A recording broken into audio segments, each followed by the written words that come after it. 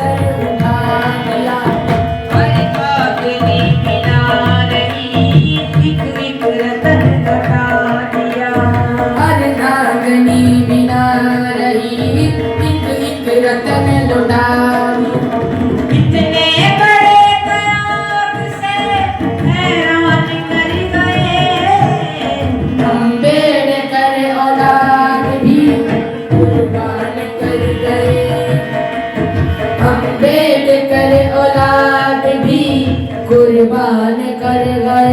अभी मेरे एक भाई बता रहे थे कि पढ़ने लिखने की ज़रूरत है, सब कुछ है।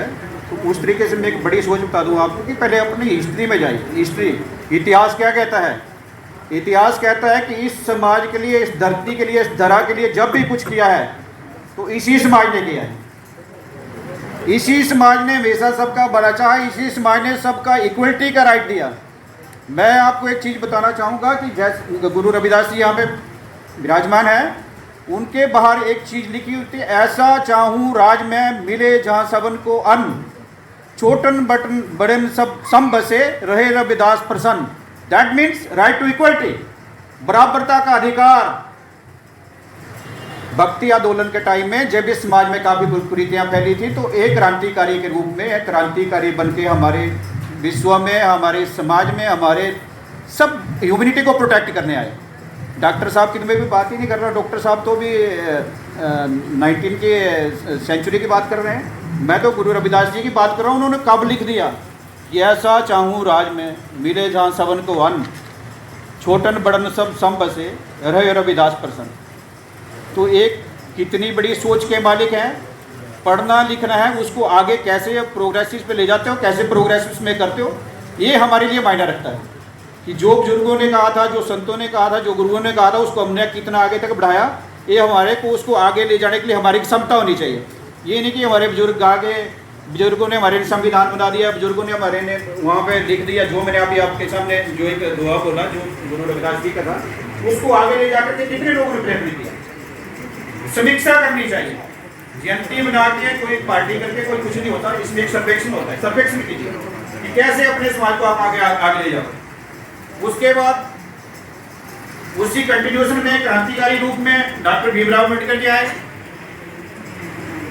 उस मानसिक परिस्थिति से जिसमें पशु, शूद्र, ढोल और नारी सब ताड़ने के अधिकारी जो चलता था, वेदों का अगर कोई प्रवचन सुना जाता था तो पिघला हुआ सोना कानों में डाला जाता था। इतिहास हुआ है, मैं नहीं कह रहा हूँ, ये ग्रंथों में अंकित है।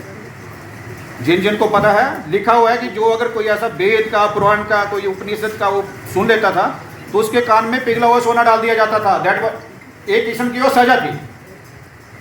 उस तरीके से बाहर निकालने के लिए सारे संतों ने प्रयास किया, श्री गुरु रविदास जी ने प्रयास किया, श्री डॉक्टर भीमराव अम्बेडकर जी ने प्रयास किया। पर क्या उस प्रयास को आप कितना आगे ले गए, वो आपको सोचना है, वो आपको करना है। हमारी ड्यूटी क्या है? जिंदा तो मकड़ी भी होती है, जिंदा इंसान भी होता है, गर्दनें सबकी हैं, सिर भी सबकी हैं, पर जिसमें दिमाग है वो सोचेगा और करेगा।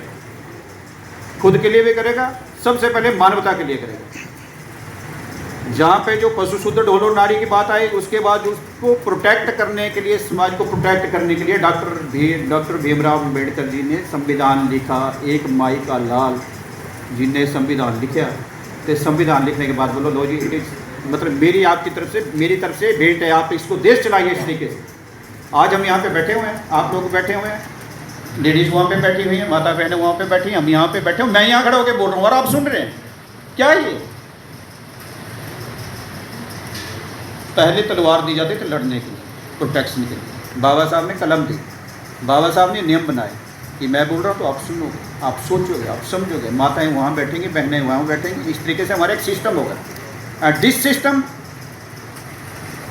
ये जो सारा सिस्टम था, ये संविधान के लिए।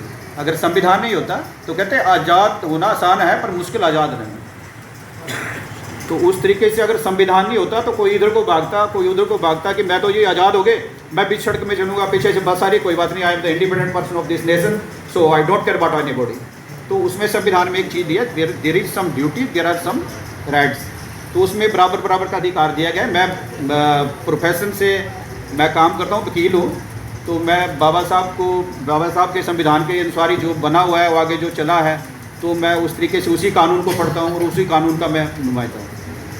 परंतु जो मैंने पहले लाइन बोली थी वैसी उस लाइन को मैं एक बार दोबारा रिपीट करना चाहूँ कि ऐसा चाहूँ राज में मिले जहाँ सबन को वन, छोटन बड़न सब सम बसे रहे रविदास प्रसन्न। क्यों कहा? क्योंकि क्रांतिकारी उस वक्त असमता थी, अनइक्वलिटी थी, लोग बराबर नहीं थे। आज की डेट में कोई भी देश में ऐसी व्यवस्था चली हुई है, मैं किसी राजनीतिक पार्टी का नाम नहीं लूँगा, पर मैं ये बताऊँगा क्योंकि अब मैंने एक चीज़ बताई कि हमको जागना पड़ेगा। जब तक बच्चा रोता नहीं है, माँ भी दूध नहीं पिलाती। कई बार याद रखना, माँ भी दूध नहीं पिलाती, मेरा बेटा सोया हुआ है। भाई कई बार ऐसा होता है कि सोए के चक्कर में मरा होता है, बाद में ध्यान आता है कि अच्छा चला गया। समाज में से किसी को एक बलिदान देना पड़ेगा, हम देंगे। क्यों देंगे? To protect the constitution, to protect the India, to protect the citizen of the India. संविधान खतरे में है, हिंदुस्तान खतरे में है, ये किसी के बाप का नहीं। हिंदुस्तान उसमें जहाँ तक आज़ादी की बात आई, आज़ादी हमें मिली, लड़े मरे और उसके बाद कुर्बानियाँ दी। जब बाबा साहब अम्बेडकर उस संविधान का निर्माण कर रहे थे तो कई लोग छुट्टी चले गए थे। भाई साहब, अगर किसी को पता होगा तो छुट्टी चले गए थे। जब बन के आया था तो सारे आ गए थे कि हाँ जी बन गया, आ लो जी फोटो। वो दैट इज समथिंग पर बनाया उन्होंने था। कई देशों का कॉन्स्टिट्यूशन इकट्ठा करके, एक that was the marriage of the so many constitution, जो कहीं से लिया उसके बाद उन्होंने बनाया था। तो मेरी एक आपसे गुजारिश है कि इस चंडीगढ़ में आवाज़ बुलंद करने के लिए हमने मंदिर मस्जिद के झगड़े में नहीं पड़ना है, हमने इंसानियत के झगड़े में पड़ना है, हमने रोजगारी के झगड़े में पड़ना है, हमने महंगाई के झगड़े में पड़ना है। और जो बाबा साहब ने कहा है, संविधान के मुताबिक चल के हम अपनी आवाज़ को बुलंद करेंगे। और आप सबसे मैं सहयोग चाहूँगा कि सारे इकट्ठे होकर के अपनी आवाज़ बुलंद करें और इस तरीके से जो है सरकार को और हिंदुस्तान को एक बता दें कि हम किसी के भी तलवे चाटने